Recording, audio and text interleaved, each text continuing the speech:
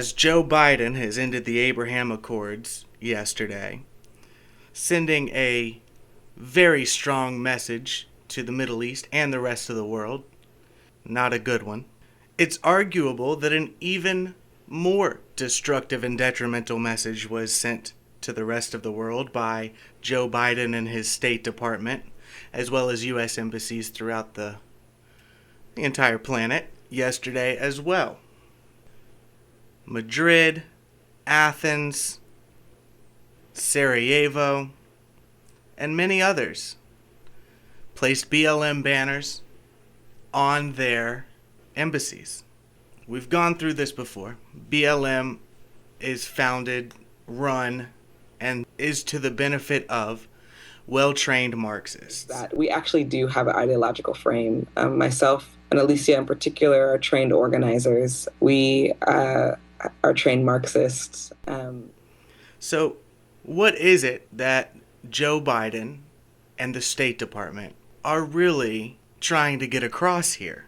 At the same time, the State Department put out a video about social justice, Black Lives Matter, and just a basic adoration of the general Marxist principles within BLM and critical race theory and the like. To deal with enduring pain of race-based violence as well as ongoing discrimination. And in the midst of the storm, we decided to collectively rise, advocating for universal human rights,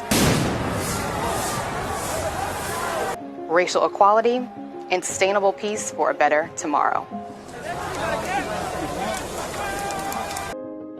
As one people, we have a responsibility to address racial injustice and not stay silent when it doesn't directly impact or is too close to our lives.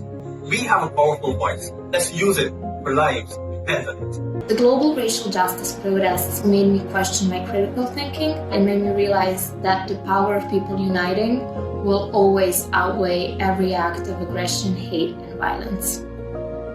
The global racial justice protests in 2020 made me realize how far we have come in this country. Now, all of this on the first year anniversary of George Floyd's death. But before we talk about that, let's understand that this isn't the first time a U.S. embassy has actually put a BLM banner up in support of, quote, social justice. Seoul, South Korea in June 2020, they had taken a Black Lives Matter banner and draped it over their embassy. Now, when Mike Pompeo and Donald Trump found out about this, they told them they needed to take it down, and it was replaced with a Korean War banner that was commemorating the 70th anniversary of the Korean War. It's very interesting because as these embassies last year were showing their very public support of this Marxist organization, here's what was happening throughout the United States. While on the road, she said she wanna see some smoke. Go down my pocket, a pack of two. I said, well, baby, that's exactly what maybe the one who is waiting for you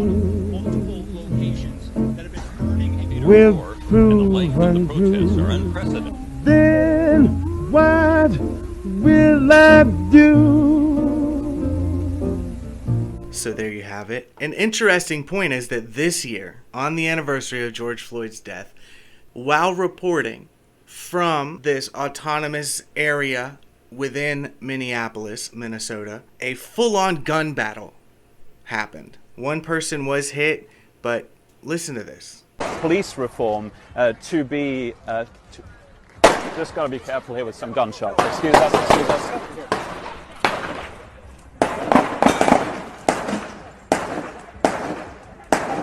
It sounds like gunshots. I'll let you know what this is.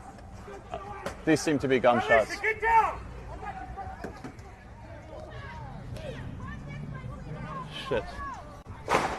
Shit, where is that? We're okay.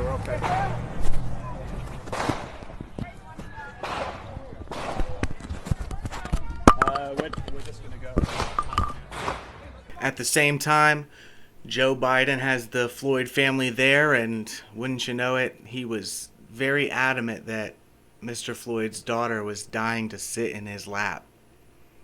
And do remember that Joe Biden said he was not going to support the police reform that he had promised would happen by the 1-year anniversary of George Floyd's death.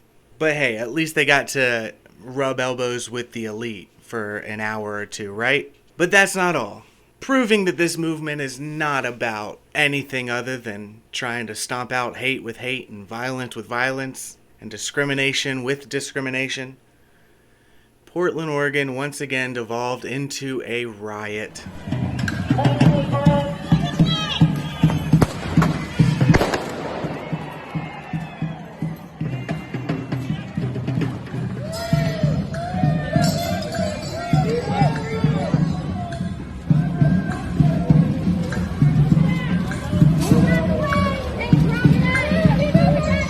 So, as you ask yourself, why would the administration and the bureaucrats and the State Department be supporting a self-proclaimed Marxist organization, all of their principles? Why would they be doing that? If that's what you're asking yourself, I think that the answer is obvious. They support Marxist principles.